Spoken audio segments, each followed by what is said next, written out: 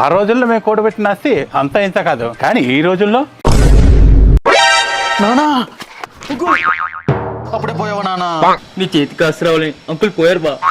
ఆస్తి తొక్క చిన్న గవ్వ కూడా మిగిల్చలే, కానీ దాచుకున్న డబ్బులతో అపార్ట్మెంట్ కొనుక్కుందాం అనుకున్నా. అవునా బా, అయితే నీకు అసలు హైదరాబాద్ లో మూసిగూడ అనే ఏరియాలో నువ్వు పెట్టుబడి పెట్టు, నేను నీకు గైడ్ చేస్తా.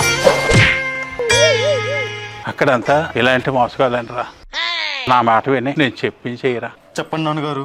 హైదరాబాద్ అప్ప జంక్షన్ దగ్గర పంటలో కూడా మెయిన్ రోడ్ లో లీక్ కన్స్ట్రక్షన్స్ వారు లీక్ ఓవర్ లీక్స్ అని కొత్త ప్రాజెక్ట్ స్టార్ట్ చేశారు.